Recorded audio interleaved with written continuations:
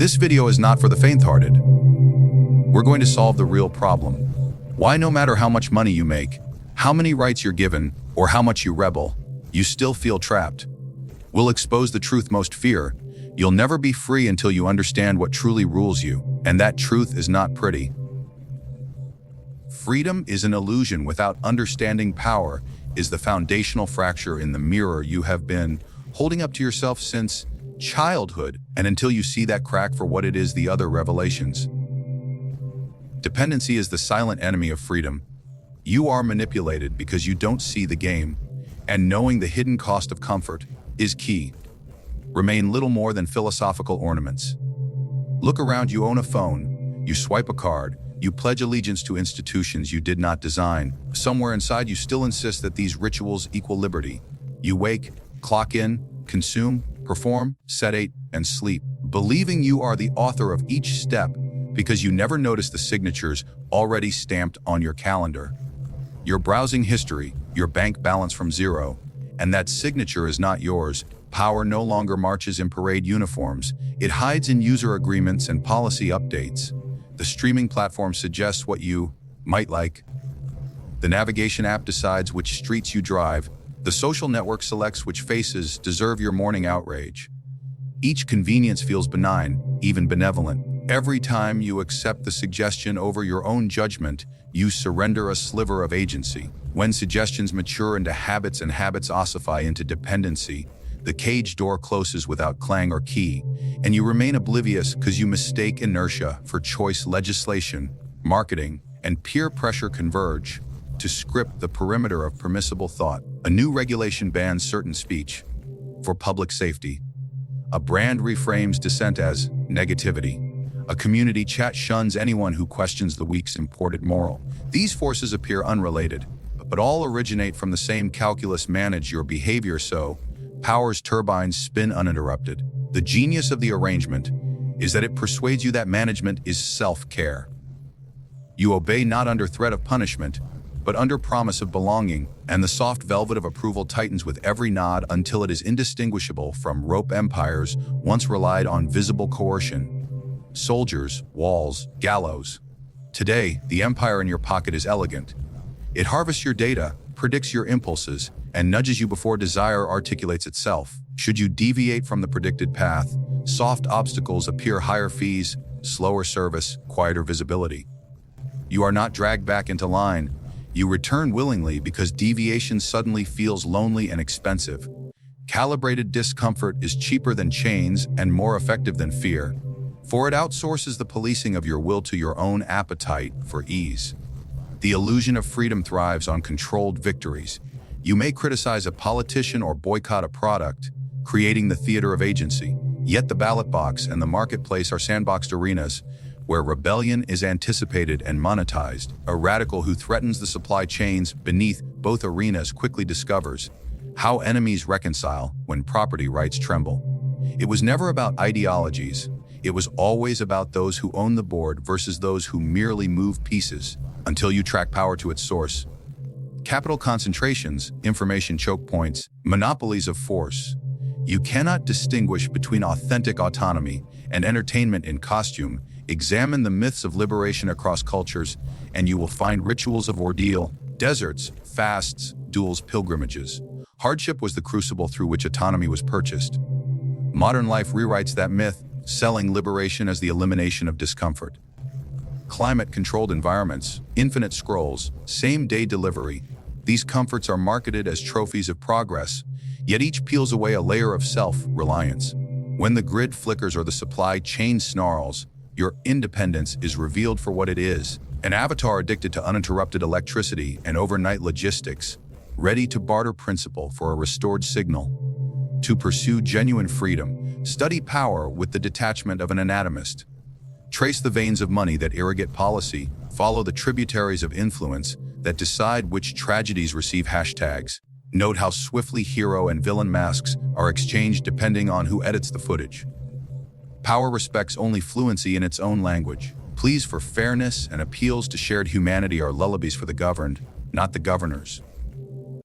When you negotiate, Calculate leverage. When you dissent, secure contingencies. When you speak, ensure that silence is not lethal to your interests. If the microphone is confiscated, comprehension alone is insufficient. You must cultivate assets, skills, networks, capital that render you less punishable. The employee who can replicate his salary on the open market speaks differently to management than the colleague shackled by debt and specialized ignorance.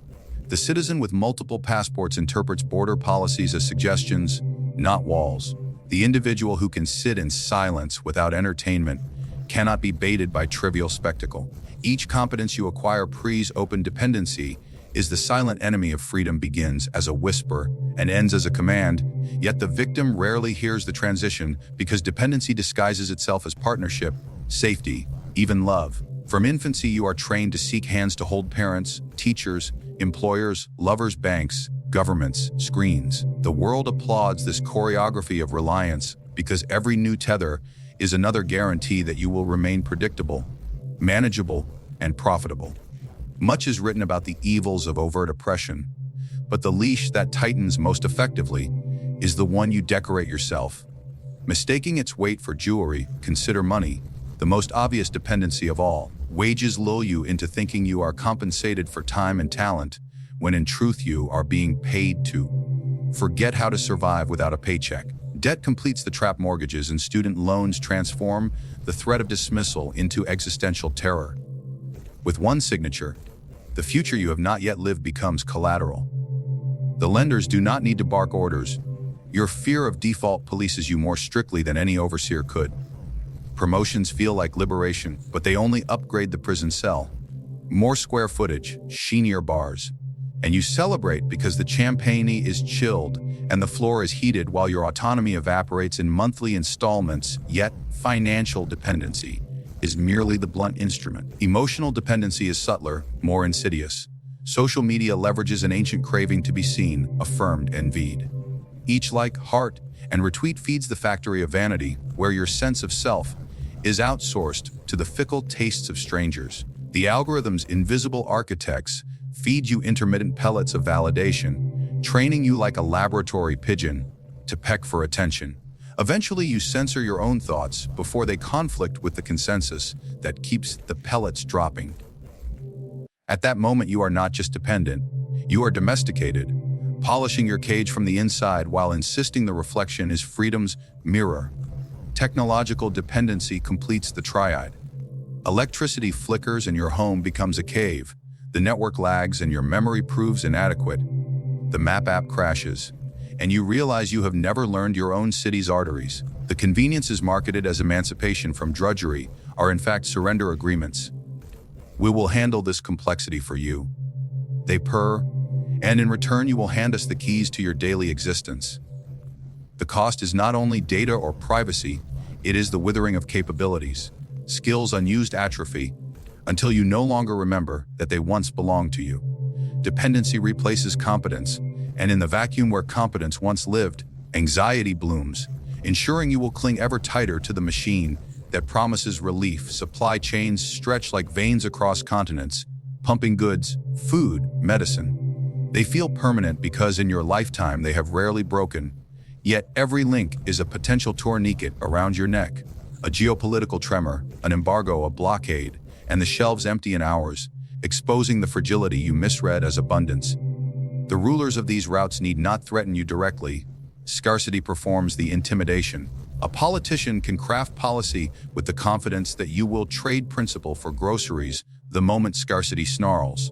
Thus, dependency converts free citizens into compliant clients, eager to barter liberties for the illusion of restored normalcy. The social contract itself is a ledger of dependencies. Public safety justifies surveillance. Public health justifies mandates. Public order justifies curfews. Each rationale appears noble, yet each permission you grant becomes precedent for deeper intrusion. You may protest today, but tomorrow's crisis will demand a new concession, and the bureaucracy never forgets what you once surrendered. Dependency conditions you to accept that rights are contingent privileges. The hand that feeds can also withhold, and so you silence misgivings, hoping gratitude will be mistaken for innocence. To dismantle dependency, you must first acknowledge the emotional comfort it provides. The slave may envy the master's mansion, yet he also fears the wilderness beyond the plantation. True independence feels barren at first. No guaranteed income, no applause on demand, no system to blame for your errors. But within that barren landscape emerges the only authentic authority you will ever possess: responsibility for your own outcome. Cultivating multiple revenue streams, mastering tangible skills, forging alliances rooted in mutual respect rather than need. These are arduous paths, unspectacular on social media, but each earns you leverage invisible to the casual observer. When the gatekeepers threaten exclusion, you shrug because you have built doors of your own. Even relationships must be interrogated. Love that cannot tolerate dissent is dependency masquerading as devotion. Friendship that demands ideological conformity is merely crowd control with birthday cakes. Family that holds financial aid hostage to obedience trades blood for bondage. The antidote is not isolation, it is reciprocity without servitude. Two individuals who can each walk away are the only ones capable of walking together freely. Where exit is impossible, sincerity is compromised. Therefore, marry only if you can afford divorce. Partner only if your competence does not hinge on their approval. Swear loyalty only when you can survive the betrayal. Psychological independence is forged through voluntary hardship. Fast deliberately, lift burdens, embrace silence, navigate unfamiliar streets without digital oracles. Each deliberate discomfort inoculates you against coercion.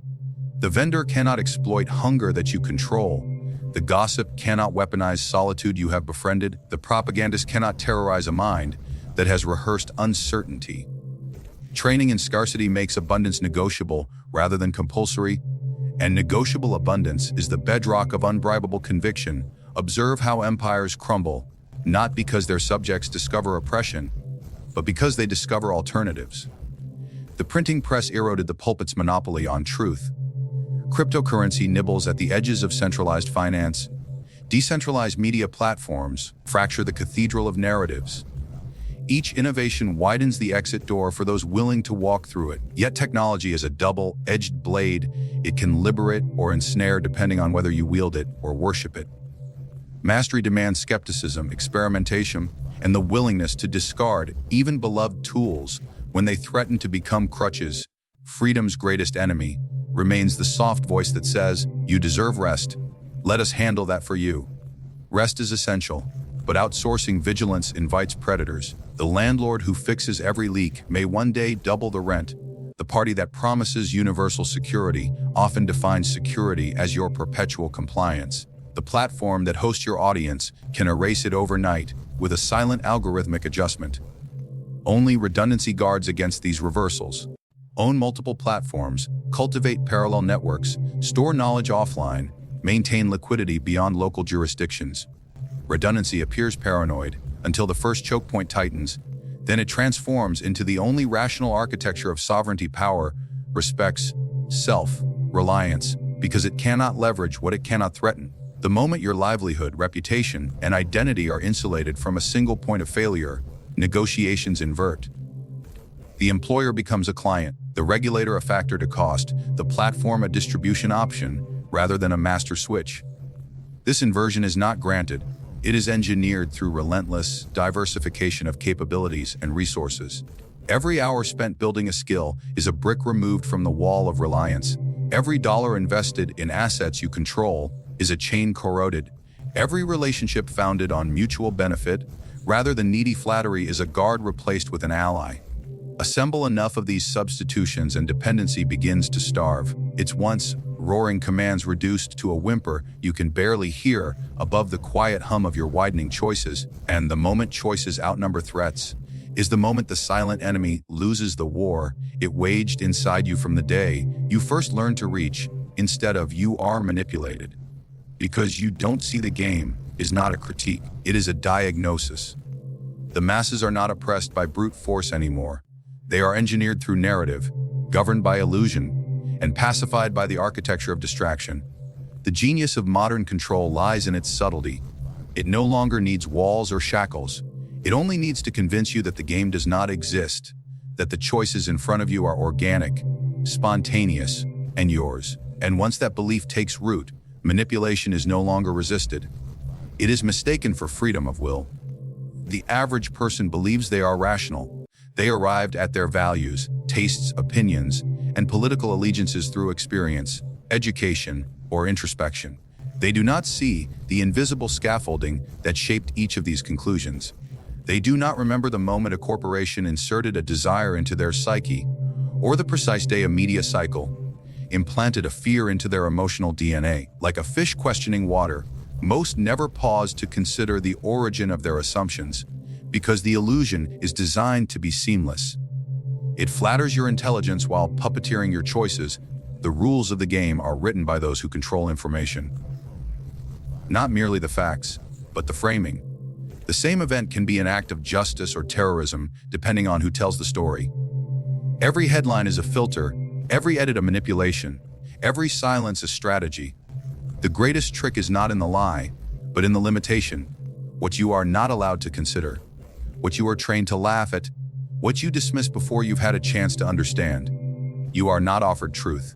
You are offered permissible angles, curated outrage, and emotional bait disguised as moral clarity. Entertainment has become the battlefield for psychological warfare. Scripts, lyrics, and advertisements blur into one continuous sermon, each product designed not just to amuse, but to align you with the dominant narrative. The rebel is pre-packaged. The counterculture is funded by the very establishment it pretends to mock. Even your defiance has been monetized. Your slogans are printed by conglomerates. Your protest is streamed, clipped, and sold back to you as content.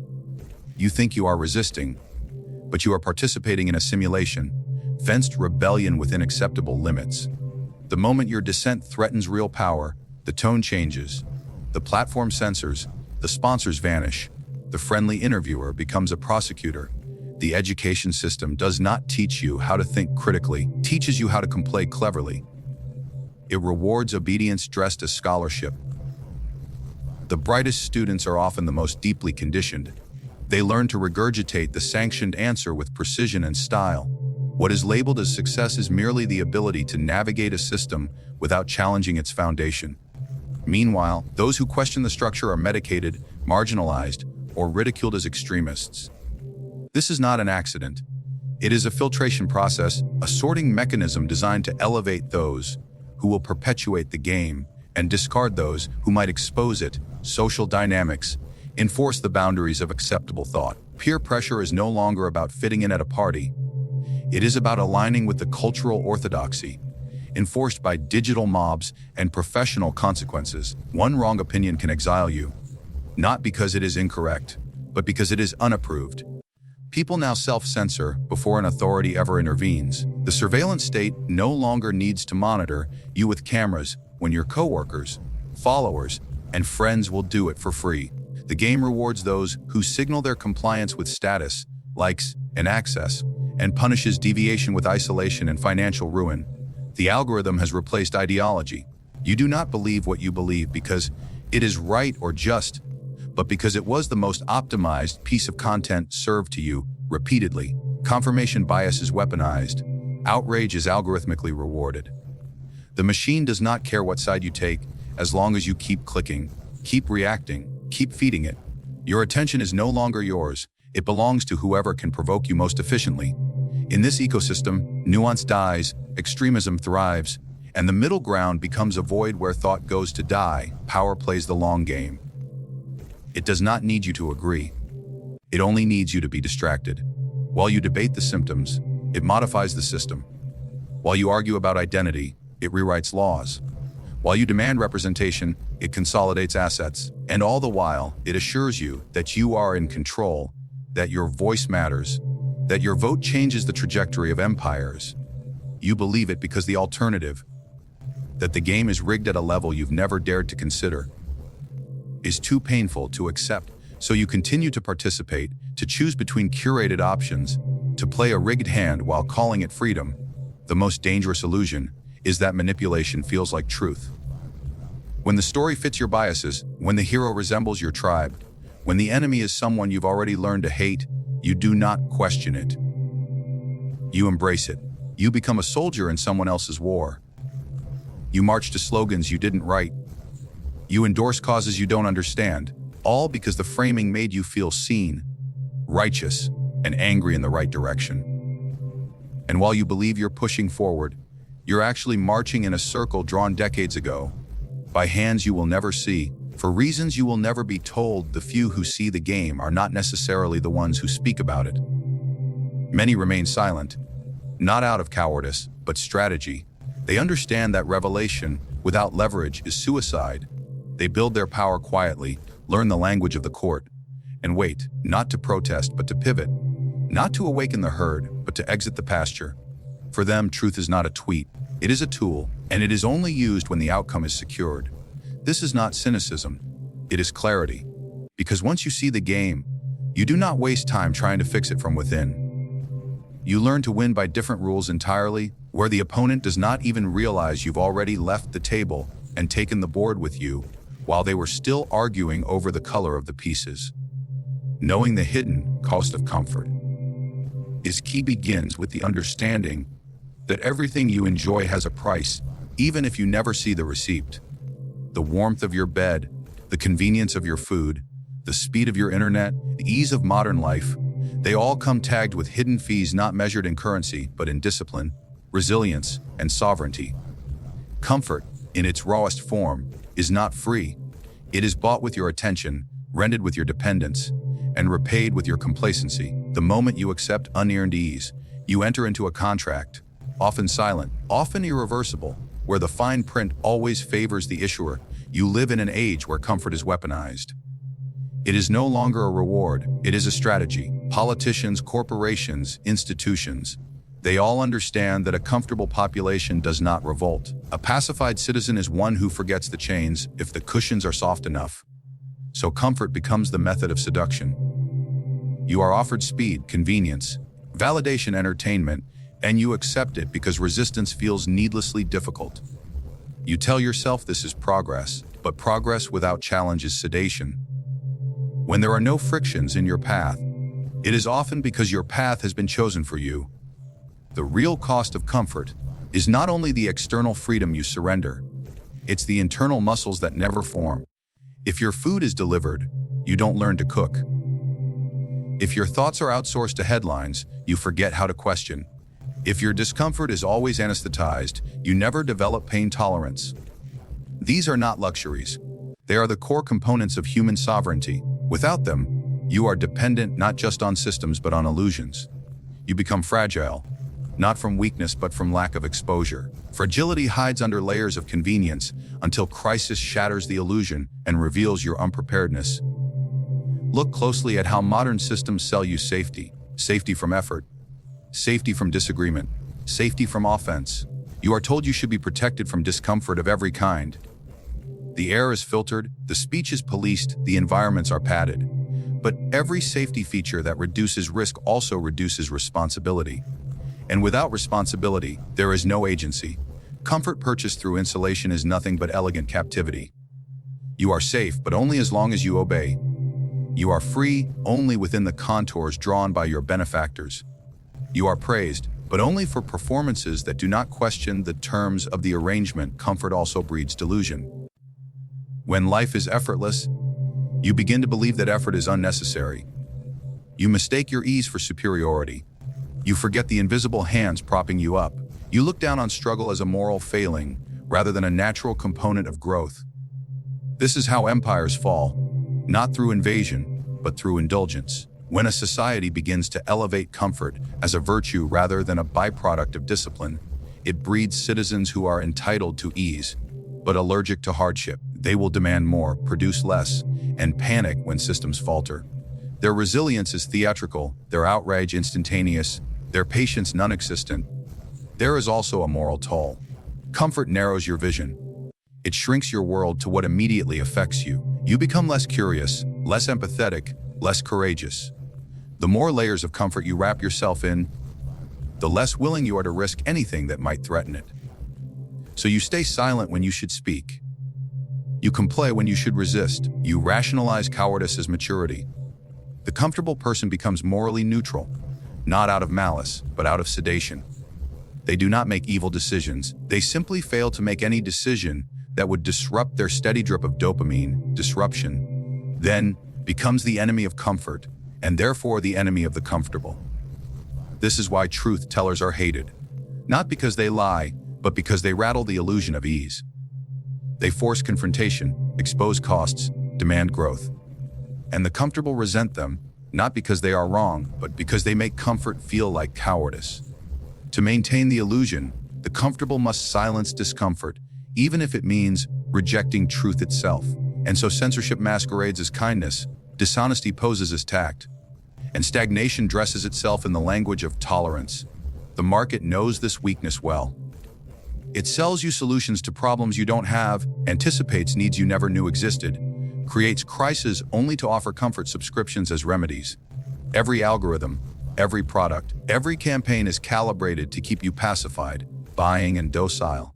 Not because you are evil or stupid, but because you are predictable. You will choose comfort over effort as long as the consequences are invisible. The more layers of convenience you acquire, the more parts of your life become someone else's responsibility. And whoever holds that responsibility holds leverage. They decide the rules. They can increase the cost whenever they want, and you will pay it, not in dollars, but in silence, in obedience, in helplessness. You must study your comforts like a strategist studying vulnerabilities. Ask who profits from my ease. What part of me is atrophying because I no longer use it? What happens if this comfort is taken from me tomorrow? Comfort should be a reward earned by mastery, not a default state subsidized by submission. When comfort becomes the baseline, you are no longer living. You are being maintained. This is why discomfort must be voluntary if freedom is to be retained. Discipline is a chosen discomfort. Training is a simulated crisis. Silence is the absence of distraction. These are not punishments. They are inoculations against dependency. They are the rehearsal of autonomy. If you do not expose yourself to controlled suffering, you will be destroyed by uncontrolled chaos. Comfort without preparation is a debt that will come due in full, with interest, when the system falters. And all systems falter eventually, not because of malice, but because of entropy. Complexity breaks, supply chains snap, economies recede. And when they do, only those who trained in adversity will remain upright while others crawl toward the next soft place to hide. The bitter truth is that you cannot remain free if you are always comfortable. And you cannot be comfortable without trading away something you did not know you would one day need.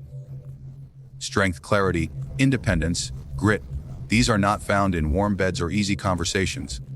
They are forged in the cold, in friction, in fire. And only those willing to walk through that fire on purpose will possess the kind of freedom that does not beg, does not apologize, and does not vanish the moment the heat of crisis makes comfort impossible to find. Freedom is not a birthright. It is a prize claimed by those ruthless enough to see through the illusions, disciplined enough to walk away from dependency, cunning enough to recognize the game, and strong enough to sacrifice comfort for clarity.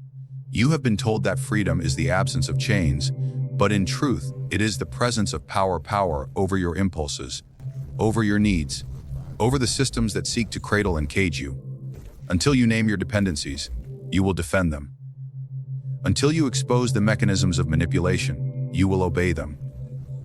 Until you abandon your addiction to comfort, you will never rise above those who sell it to you. They do not need to cage you when they can cradle you. They do not need to punish you when they can distract you. They do not need to kill your body when they can pacify your mind. This is the era of velvet prisons, of curated choices, of freedoms so sterilized they serve the same purpose as submission. But if you have listened closely, truly listened, then you now see the architecture for what it is. No one will come to save you. They profit from your ignorance. They grow fat on your need. And so if you are to be free, you must choose war. Not with swords or speeches, with awareness, refusal, and relentless self-sovereignty. Let others trade their agency for safety. Let them beg to remain comfortable. You were not made to kneel. You were made to know. And once you know, you cannot unknow. That is the cost and the gift of real freedom.